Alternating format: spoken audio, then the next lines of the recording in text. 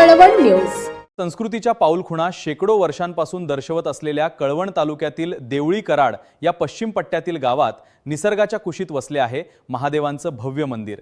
नागर शैलीतील हे प्राचीन पंचरथी महादेव मंदिर विलोभनीय असून पुरातन शिवलिंगाच्या दर्शनासोबतच मंदिराची प्राचीन काळातील कलाकुसर भाविकांचं लक्ष वेधून घेते। दरवर्षी श्रावण महिन्यात आणि महाशिवरात्रीला शिवभक्तांची दर्शनासाठी मोठी गर्दी या मंदिरात होते। आज पहिल्या श्रावण सोमवार निमित्त जाणून घेऊया या मंदिराविषयी। नाशिक जिल्ह्यातल्या कळवण तालुका म्हणजे निसर्गाने भरभरून वरदान दिलेला परिसर। कळवणपासून 30 किलोमीटर अंतरावर पश्चिमेला अजिंठा सातमाळा डोंगर रांगेच्या कुशीत गिरणा नदीच्या काठावर देवळी कराड हे गाव वसलेले आहे। नागर शैलीतील पुरातन पंचरथी महादेवाचे मंदिर या गावात आहे। अतिशय विलोभनीय असलेले हे मंदिर बघताच क्षणी नजरेत भरेल असे असून उत्तम शिल्पकलेचा आविष्कार आहे। पूर्वाभिमुख असलेल्या ह्या मंदिराचे बांधकाम चुना सिमेंटचा वापर न करता झालेले आहे।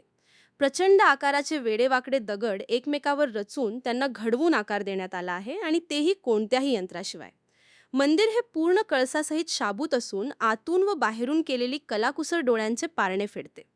नागर पद्धतीचा कळस आणि शिखराचे वेगवेगळे थर लक्षवेधी असेच आहेत। मंदिर बघणाऱ्याला मंदिर आतून आधी बघावे की बाहेरची कारागिरी आधी पाहावी असे वाटते। मंदिराचा पायथा उंच असून मंदिराच्या अर्धमंडपात कोरीव असे खांब आहेत। प्रवेशद्वाराच्या पायथ्याशी कीर्तिमुख आणि द्वारपालनाच्या मूर्ती आहेत। पुढे सभामंडपात अष्टकोनी खांबावरून घुमटाकार होत गेलेले छत आहे।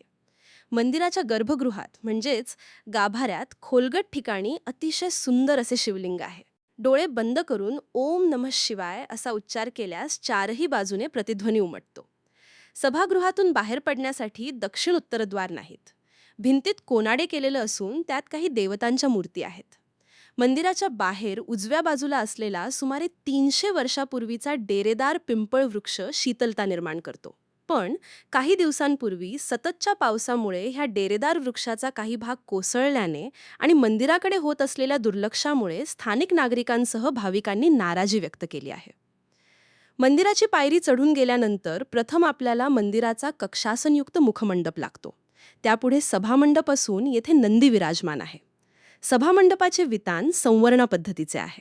सभामंडपात डाव्या हाताला असणाऱ्या देवकोष्टकात श्री गणेशाची आकर्षक अशी मूर्ती असून गर्भगृहात प्राचीन शिवलिंग आपल्या नजरेस पडते। तर समोर भगवान उमा महेश्वर आलिंगन मूर्ती दिसून येते। मंदिराच्या बाह्य अंगावर कीर्तिमुख, भौमितिक नक्षी, वेलबुट्टी इत्यादींचे शिल्पांकन आहे।